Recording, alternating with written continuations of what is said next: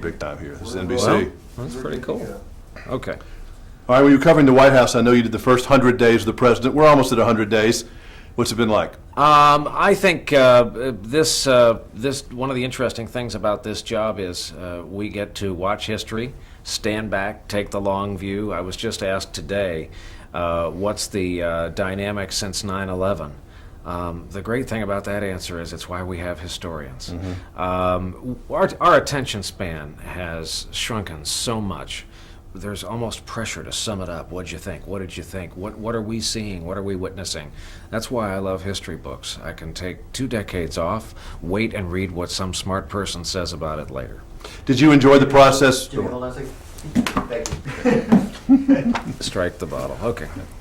How about the process of becoming that person in the job with all the articles about you and everything? Was that a little uncomfortable, having to talk that much about yourself? Yes, I don't. It's not my favorite subject. Unlike a couple people out here in Hollywood, it really isn't. And you know, I define myself by what I do for a living. I get to the office every day. We have editorial meetings. I write for the broadcast. I deliver the broadcast. I travel, I cover stories, I'm a reporter. I get on the phone and I talk to people about the news. So I am not accustomed to giving interviews about myself. The transition after Tom Brokaw's departure, most have said it's gone well. If it has, it's all thanks to him. If I had fumbled the baton that he passed to me, it's really like running the anchor leg of a relay race. It would have been my fault because he was so classy in the way he passed it to me.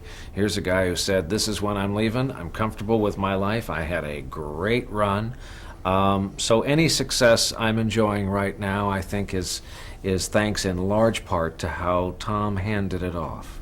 Have you read some of the things that some of the competition said about the future of that job, 5:30 to 6 in the Central Time Zone, that maybe it needs to be reinvented, maybe it doesn't need to be the voice of God on the mountain saying what we need to know? What do you think about that? Well, if they think the anchor job is the voice of God, they haven't visited my house. I can hardly get arrested when I get home. Both kids are doing homework. My wife has school board stuff, and as I told somebody this morning, the dog doesn't even get up anymore.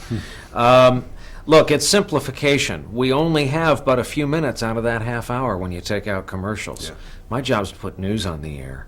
I happen to be the selection of my network to be that person, but it's not about me. It's about the correspondents I'm introducing, the team that has gathered the news all day. My frustration is when NBC Nightly News comes on the air, you can't see in a semicircle behind me everyone who put the broadcast together, from the Andrea Mitchells and David Gregorys of the world to the executive and senior producers all over the world. We've got people under fire, in danger, as you and I sit here right now. They're doing it for NBC Nightly News. That's unbelievable.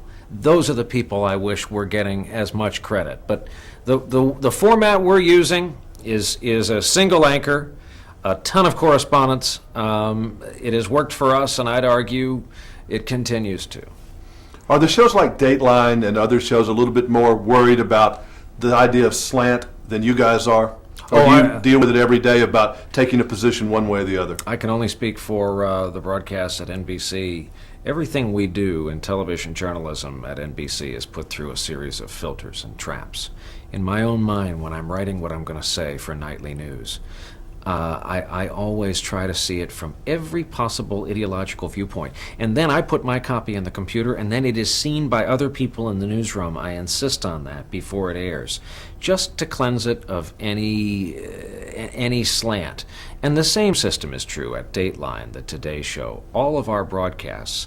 That's what makes these broadcast networks, in my humble opinion, different. We've got the infrastructure, we've got the superstructure, we've got people whose only job is to come into our newsroom when the journalism is written and say, let me take a look at this. They have no investment in it prior to that. But I think this the problem with our colleagues are having has taught us the need for this all over again. The whole idea of watching news, you know, we're 24-hour news people. You came from the channel I used to watch you on with an hour at night, which was very nice. Yeah. I mean, we do watch news differently today. You do, I'm sure, even as a news consumer, than Frank McGee did. Oh, sure. And here I am as anchor of the half-hour NBC Nightly News that I grew up with. I believe in it so much. It's still such a refreshing kind of placid half-hour recitation of the day's news, and yet I tune in. MSNBC has news headlines every 15 minutes. I use that as my headline service. I use the internet. I read several daily newspapers. I also need the tactile feel of news. And Time and Newsweek and a slew more. I think, there was a great men's clothier in New York who once said, an educated consumer is our best customer. That's how I view what I do for a living. So I tend to believe that at the end of the day, if you can tape it, TiVo it, see it live, someday hopefully listen to it on the radio. NBC Nightly News is where to find out, is my nation safe, is my world safe, what's going on tomorrow. You go over here and do a quick promo. You're right. I've started TiVoing it, which I'm surprised you brought that up. And I watch it at 9 o'clock. Yeah. And it's kind of, I look at it as the newscast of record. Well, who used to say that? Somebody used to call it that. I don't know who it was, with cable or whatever, but we're doing a quick promo here. Okay. I'm Jimmy Carter. So you're Brian Williams, and we'll go from there. Okay.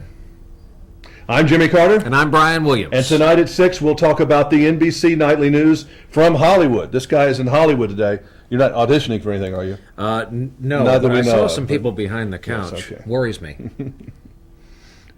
I'm Jimmy Carter. Coming up, we're going to talk to Brian Williams about the NBC Nightly News, right? Yeah. Right, okay, that's right.